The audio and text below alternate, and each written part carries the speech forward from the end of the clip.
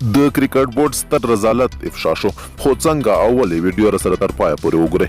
ملګرو تاسو ګورئ دا وختیاران پلس یوټیوب چینل.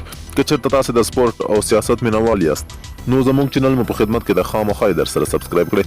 د افغانستان د کورني کرکټ لوبغاړي منیر کاکړ د افغانستان کرکټ بورډ او د غوروي کمیټه په بشپړ فساد پیژنه کړه. منیر کاکړ وایي که دغه حالت همدا ډول روان وي نو دی مجبور دی چې کرکټ به پرېږدي.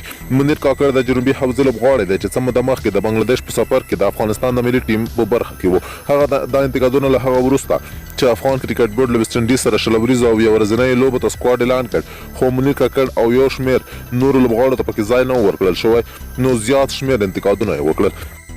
منیر کاکړ وایي پرله پسې 15 کاله یو لوبغاړی ټاپ کوي نو هغه ته د چانس زمینه نه برابرېږي او بیا تر هغه وروسته هم خځلېږي، خو بیا هم هغه ته په ملي لوبډله کې ځای نه ورکول کېږي. نو لوبغاړی څه وکړي؟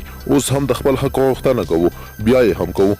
د افغانستان د کرکټ بورډ د غوروي کمیټې مشر انډي مولز بیا د ویسټ انډیز په وړاندې د لوبډلې د اعلان پر مهال ویلي وو چې بنګلادیش ته په وروستي سفر کې د ښاغلي کاکړ کارکردګي ښه نه وه. هغه ویلي کوم کسان چې له نوموړي سره په رقابت کې وو لکه رحمان الله ګربز، افسر زازی او اکرام علي خیل له تخنیکي پلوه یې نسبت کاکړ ته وړتیا ښه وه.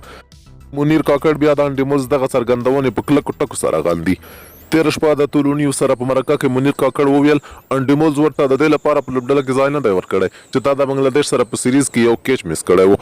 واقعا دا هم ډېره یوه د حیرانتیا خبره ده چې په یو کیچ سره یو لوبغاړي ته په سکواډ کې ځای نه ورکول کېږي. افغان لوبډله تېره ورځ د هندوستان په لور وخوځېده. هلته به د ویسټ انډیز سره د 3 ورځنیو 2 وریزو او یوه ټیسټ لوبه ترسره کوي. د افغانستان لومړنۍ ورځنۍ لوبه د ویسټ انډیز سره د نومبر په 5 نیټه په هند کې ترسره کېږي.